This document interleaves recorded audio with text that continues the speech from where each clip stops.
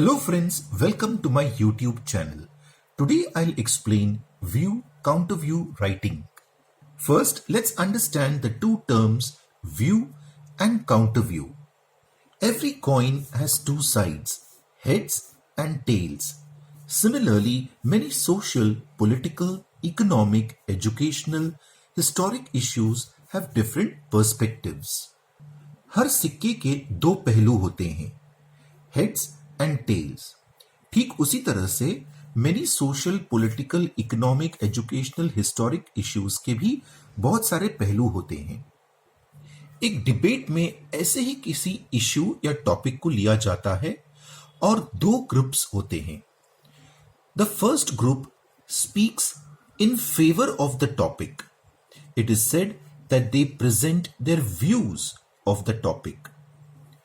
दूसरा ग्रुप जो होता है वो उस टॉपिक के अगेंस्ट में बात करता है. In other word, they give counter arguments. It is said that they present the counter view of the topic. So friends, in this way, we have two different perspectives. One is the view in which the speaker speaks in favor of the topic. Second is the counter view in which the speaker speaks against the topic. That is, the speaker gives counter arguments. ये हुआ एक debate जो एक oral form में होता है. View counter view is in the written form. अब friends एक एग्जाम्पल लेकर इस पॉइंट को और ज्यादा अच्छी तरह से समझते हैं. Study says homework does not help students score better grades. अब ये हो गया एक topic. So for this topic there will be two different perspectives. One will be a view which will be in favor of the homework. The second will be a counter view which will be against the homework. So if we are writing a view, the title could be Homework is still a key part of the educational system. So the title itself suggests that it is supporting homework. But if we are writing a counter view, the title could be something like this: Homework should be banned. So friends, we have just now seen three very important terms. First, what is a topic, what is a view, and what is a counter view. Now we move on to the second part of the video. We'll try to understand what points we need to keep in mind when we are presenting the view or the counter view. Firstly, if the topic or the view is given, read it carefully and understand it carefully. Don't get confused between the topic and the view. Next, if the points are given, read the points carefully, understand the points, and then try to develop the points. If the points are given, it's very helpful in writing the view or the counter view. If the points are given, remember you should not write the view or the counter view in the point format. It has to be written always in the paragraph format. So, if it is in the paragraph format, remember you have to write in 3 paragraphs. First, the introduction. Second, the body part. And third is the conclusion. What is the word limit? You can keep the word limit of 150 to 175 words. That is maximum 175 words. That means in short, it should cover up in 25 lines. When we are presenting the ideas, friends, we have to present them logically. We have to develop the given points. And plus, if possible, we can add our own points also, but that is later. But presenting the points logically is very, very important. Next, use simple and easily understood statements. That is, when you're writing the sentences, Try and construct simple sentences so that your sentences are easily understood. Try and give examples to justify your points. This is very helpful, and then your argument becomes more convincing. Appealing and convincing thoughts. That's a very important point. Friends, when you are putting forward your view or your counter view, remember that your thoughts should be appealing. They should be convincing to the examiner. And this is possible if you justify with the help of examples. Use appropriate and relevant vocabulary. Depending upon the topic, use the vocabulary. Remember that your explanation should be very logical and rational. You should be able to prove your point. Next, don't point out weakness of the view section.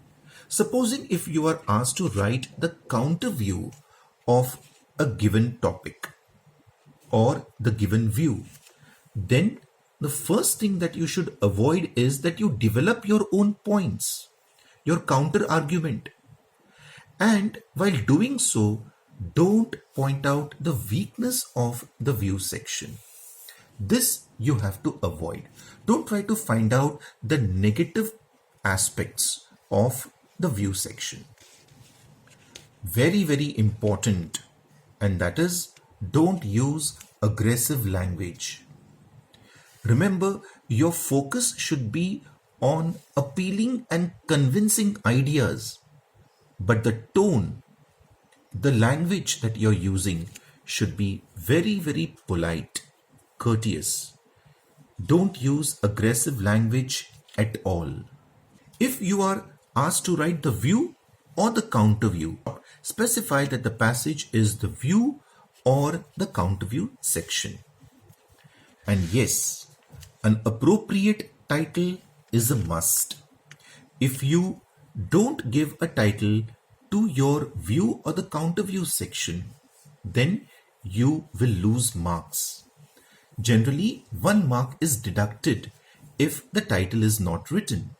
Last but not the least, conclude your view or your counter view by saying, so I support, or so I oppose, and then give the title.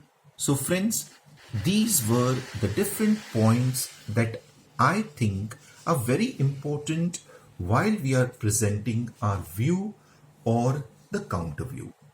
Now we'll take up one example and I'll include all these points in the example.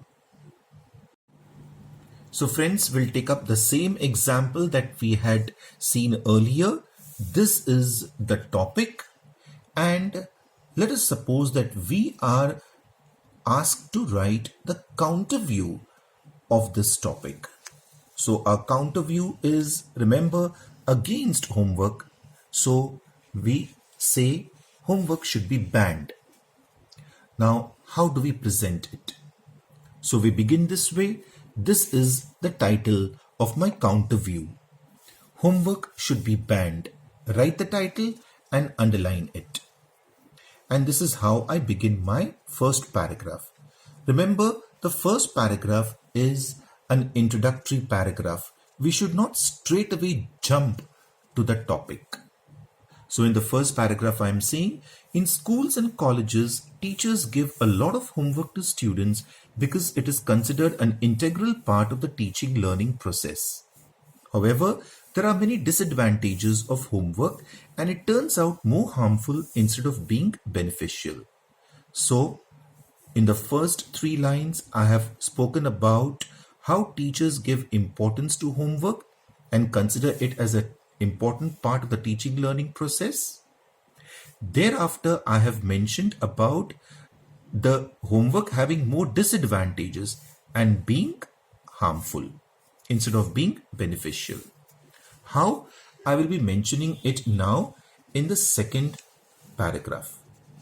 Due to the fear of punishment, students give priority and more time to their homework.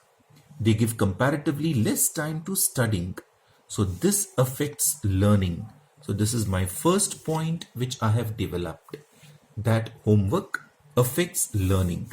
And I'm underlining it so that I'm trying to draw the attention of the examiner. They are so involved in completing their homework, assignments, etc., that they are left with no time for recreational activity like playing outdoor games, meditation, yoga, etc., or give time to their family members. Here, I'm pointing out the second effect of, or second reason why homework should be banned, because students get no time for recreational activities, no time to give to their family members. They lack physical stamina and have a weak immune system. They suffer headache, etc. due to lack of proper sleep and stress. Many students even go into depression. Thus, homework can negatively affect students' mental and physical health. By giving these examples, I'm trying to prove this point that students' mental and physical health is affected. Students are unfamiliar with the topic, or their concepts are not firm or clear sometimes. Others lack the necessary information to do the homework. This breaks their confidence and they develop a negative approach towards studies. So, homework is not beneficial, it is harmful. This is what I'm trying to say. And homework breaks their confidence and students develop a negative approach. How? This is what I have explained over here. Instead of drawing the student towards education, homework pushes him or her away and does more harm. When students have a big load of homework to complete in short time, they copy from other students. This encourages the habit of cheating and unintentionally develops wrong values in the student. Here I am trying to show how homework develops wrong values, how it encourages cheating among students. How? This is what I have explained over here. When students are immersed in completing homework, they are unable to give time to their family members, they cannot communicate or interact with them, they fail to develop their life skills, social skills, time and resource management skills, fulfill their developmental needs, etc. Here I have explained how students give time to homework and therefore they are not able to develop their very important needs and skills. If the student does not have any homework, he or she will be able to spend enough time on hobbies, interests, skill development, etc.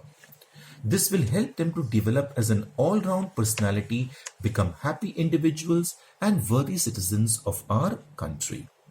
So, if there is no homework, if homework is not given, what will happen? This aspect I have developed in this paragraph. This will lead to the development of an all-round personality, good, happy and worthy citizens of our country. This is the point which I have mentioned. That means, friends, if homework is not given, what are the benefits? This is what I have shown over here.